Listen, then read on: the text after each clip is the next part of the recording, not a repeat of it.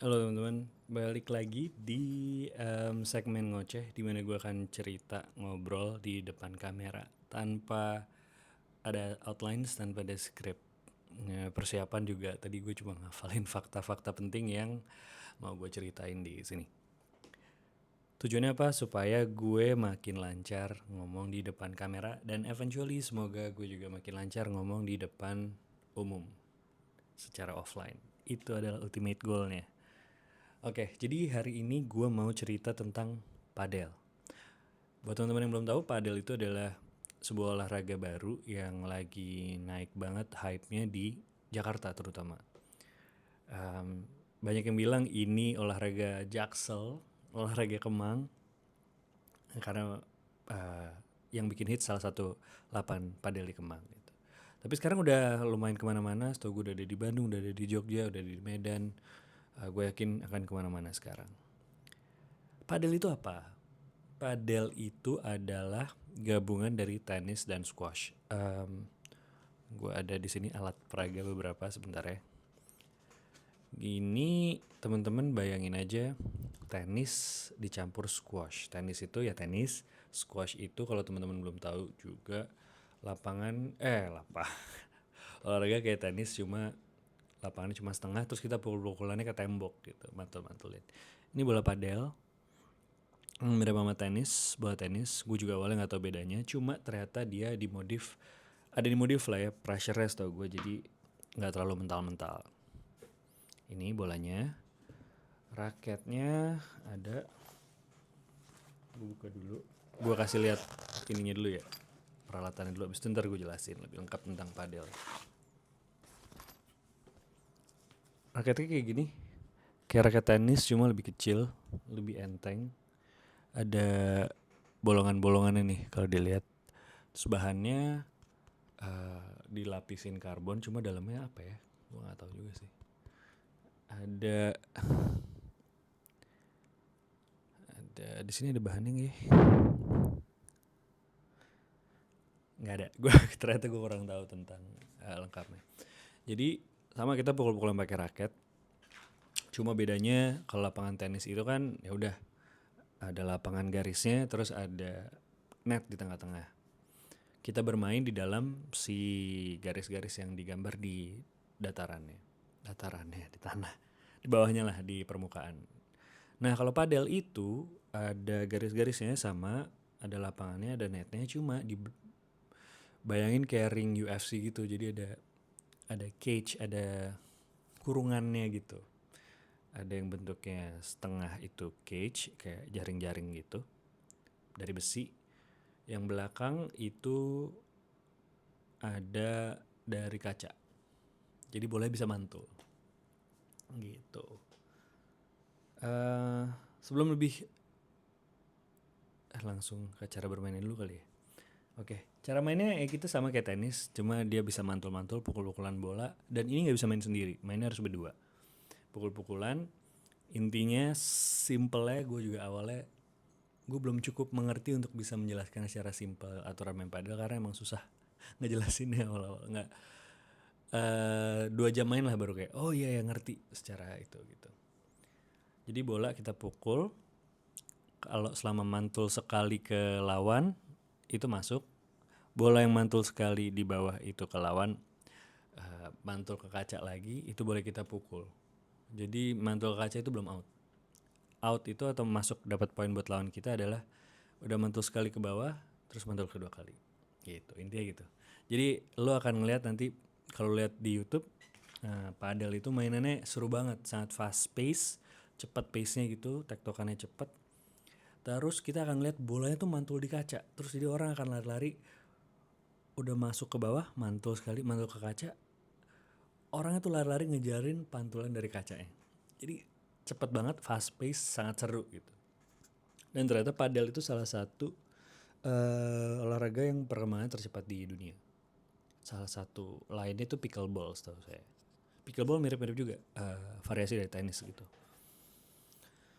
Nah jadi kita balik ke belakang dulu. Padel itu dimulai dari historinya dimulai dari 60 apa 70-an gitu di Meksiko.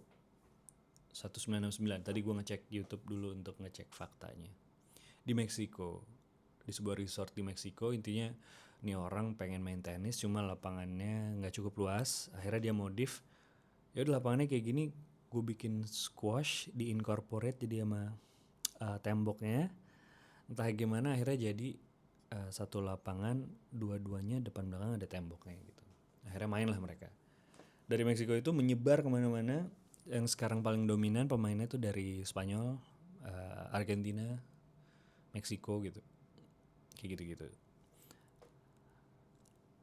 Awalnya masih niche banget sampai ya gitu-gitu aja, mau main masih yang tahu-tahu aja.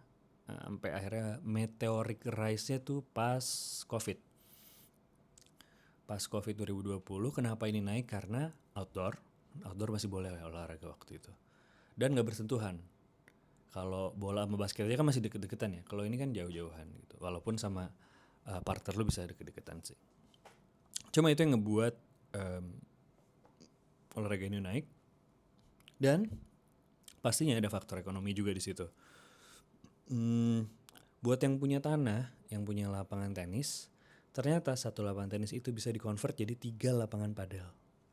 Bayangin aja duitnya 3 kali lipat kalau dihitung sama sewanya gitu. Gitu, jadi 2 faktor itu yang menyebabkan meteoric rise si padel ini. Masuk ke Jakarta kapan? Masuk ke Jakarta, ke Indonesia, lebih tepatnya ke Jakarta, setahu gue ngalaminnya itu gue baru tahu-tahuan pas di tahun lalu tuh 2024 September Oktober itulah gue udah mulai dengar kayak apaan nih padel, udah ada mulai share di story segala macem. Cuma sangat goib, kayak kita mau main di mana nggak tahu.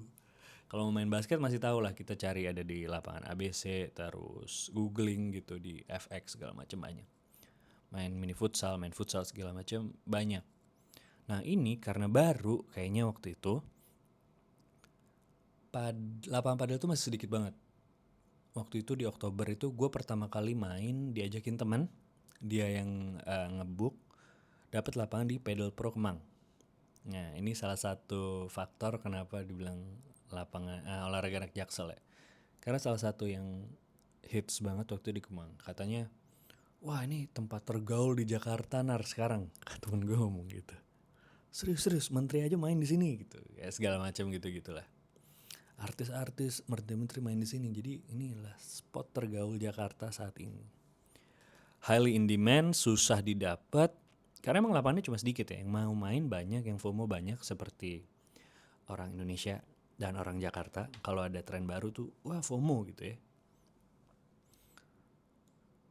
Akhirnya jadi demandnya gede, supply-nya sedikit. Makin goib, makin dicari-cari ya kan. Makin penasaran orang-orang liat di Instastory, terus pengen main, nggak bisa, nggak ada lapangan segala macam. Akhirnya mulailah apa sih, padahal penasaran gitu. Ya tapi akhirnya tuh gue akhirnya main di Oktober awal. Pada saat itu gue main padel, gue cuma tahu lapangannya ada di Padel Pro Kemang sama di Racket Padel Club di Antasari dekat Haji Naim situ. Ternyata saat itu salah satu yang paling pertama tuh si RPC di belakang di Antasari dekat Haji Naim. Itu ternyata lebih lama, lebih duluan daripada Padel Pro. Cuma bisa gue bilang Padel Pro waktu itu yang bikin hits banget. Ya main lah gue kayak gara-gara penasaran doang. Main, kondisinya gue nggak pernah main raket sport sebelumnya. Main bulu tangkis ya bulu tangkis depan rumah waktu itu pas masih SD sama tetangga, nggak pakai net gitu, di jalan aja yang kalau ada angin koknya kemana-mana gitu, ya udah main gitu-gitu doang, nggak pernah serius. Begitu main padel ini, entah kenapa gue hook banget. Gue lumayan kayak anjir kapan bisa main lagi ya. Langsung gue nanya temen lagi, kapan kita booking lagi? Susah nih segala macam. Makin penasaran gue. Gue pikir-pikir lagi kenapa bisa gue sehook itu. Kalau gue reflect, sensasinya beda sama olahraga yang selama ini gue mainin, gue tekunin. Gue serius olahraga tuh paling basket ya. Dari SD sampai SMA gue serius basket, beneran latihan ekskul gitu, kayak seminggu 2 kali latihan, seminggu 3 kali latihan. Sampai basket itu tapi kan grup sport ya, tim sport. Jadi kalau lu doang yang gimana ya, keberhasilan tim lu nggak harus ditentukan sama kerja sama tim gitu. Ya satu orang jago doang, kalau empatnya kurang banget, ya nggak bisa gitu, nggak bisa menang. Pada akhirnya akan kalah juga. Harus ada teamwork, harus ada abilities yang seimbang gitu. Jadi gue berasanya waktu itu ya gue kan tergantung sama yang lain juga gitu. Gue nggak bisa ngebuat game jadi menang dengan gue sendiri. Tapi di padel, dan gue rasa ya apalagi di tenis ya, yang 1 lawan 1 atau badminton yang 1 lawan 1, gue baru ngerasain bahwa ya lo menang kalah pure ditentukan sama performa dan talenta lo, ya performa lo lah sih.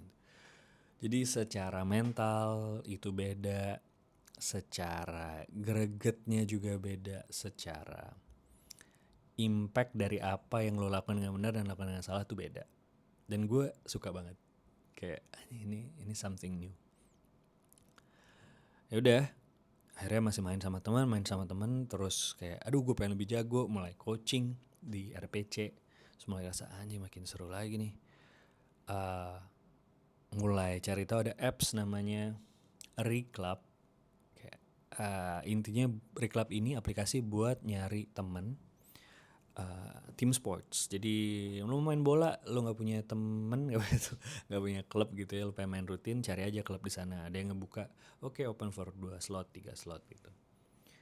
Dulu sempat mau main-main softball dari Reclub. Sekarang ternyata padel itu sangat thriving di Reclub karena ya itu supply-nya sedikit, lapangan sedikit, demand-nya banyak. Jadi orang-orang nyari gimana caranya gue bisa main.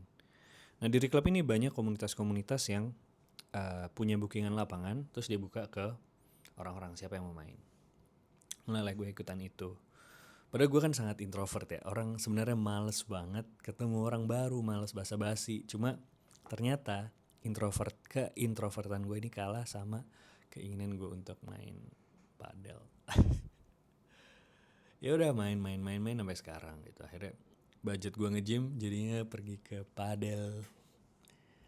Gitu. Harganya bisa dibilang lumayan pricey sih buat main sesuatu gitu kok. Kalau dibandingin gue patungan basket ya beda, soalnya patungannya lebih banyak. Nah ini kalau lu main sama teman-teman aja gitu 100 ribuan lah kali, 80 ribu 2 jam gitu, 80 ribu 100 ribuan patungannya buat lapangan. Kalau belum punya raket bisa nyewa raket 40 ribu sampai 60 ribu. Terus kalau ikut Reclub, nah ini kebanyakan komunitas di Reclub itu ngambil margin ya kalau kita ikut. Jadi nggak patungan harga lapangan dibagi siapa yang ikut, tapi mereka ngambil margin on top of itu. Jadi slightly lebih mahal, antara seingat gue antara 120 ribu sampai 165 gitu seingat gue patungannya, buat 2 lapangan, buat 2 lapangan buat 14 orang, 12-14 orang, patungannya segitulah kira-kira. Oh iya, gue ingat yang bikin seru padel juga adalah somehow ini secara dari awal udah gamified. Gamifiednya gimana? Jadi kan 2 lawan 2 ya, karena orang banyak yang nggak kenal, akhirnya harus di rotate gitu. Untuk mempermudah rotasi itu, daripada kita bikin catatan, ada aplikasinya. Dan aplikasinya ini secara simple ngecatet kita menang berapa, kalah berapa, poinnya berapa lawan berapa, pas menang, pas kalah. Abis itu nanti pada akhirnya setiap kita habis main, kita laporan ke yang megang apps-nya, gue menang segini, gue kalah segini. App itu nanti akan ngerotasi. Oke, berikutnya game berikutnya siapa lawan siapa, rotated by app. Dan pada akhirnya pas selesai main ada klasemennya gitu. Jadi peringkat 1 siapa, berapa poin, peringkat 2 siapa, peringkat 3 siapa, peringkat 4 siapa. Dan somehow itu lumayan ngasih bumbu untuk kita pengen lebih baik lagi. Kayak anjir gue peringkat terakhir gitu kayak misalnya. Terus kita main, kita latihan, kita coaching. 1 bulan berikutnya kita main lagi sama orang-orang yang sama, kayak peringkat gue naik nih ternyata. Kayak wow, ada sense of progressnya yang bisa beneran kelihatan menurut gue di situ. Dan itu yang nggak ada di main basket, main bola kayaknya.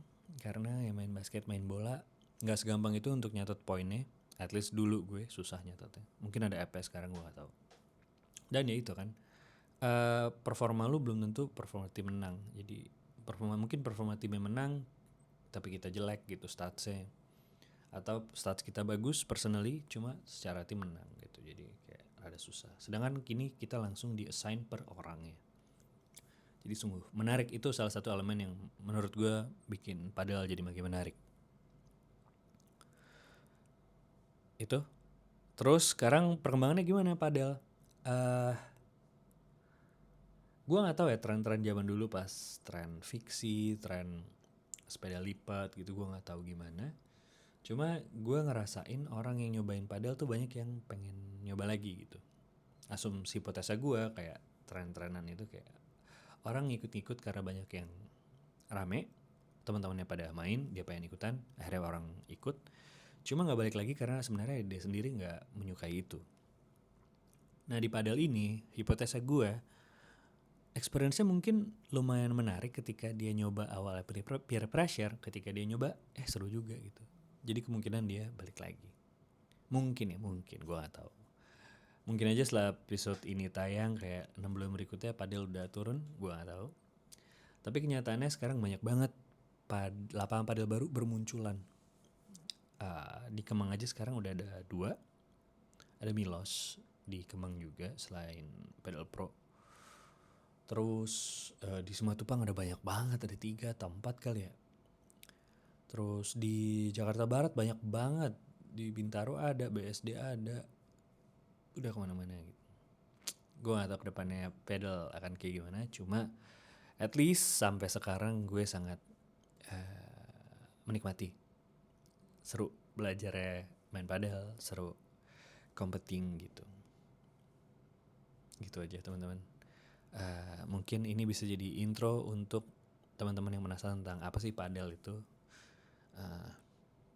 Coba teman-teman tertarik nyoba, please cobain. Karena menurut gue nggak segitu capeknya ya. Walaupun gue belum pernah coba tenis secara rutin, kalau gue ngobrol sama teman-teman yang main tenis juga, padel tuh jauh lebih nggak capek karena tenis itu kan satu orang ya, harus nge-cover satu lapangan gede dari kanan kiri depan belakang. Kalau padel udah lapangan lebih kecil, lo berdua, terus belakang sama kanan tuh ada kaca. Jadi nggak usah lari-lari itu.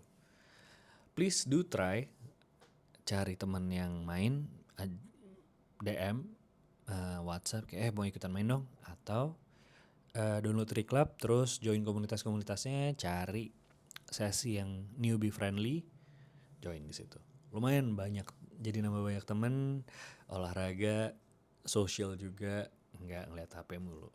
Sekian cerita gue, ngoceh gue tentang padel. Semoga berguna dan like and subscribe kalau suka. Thank you.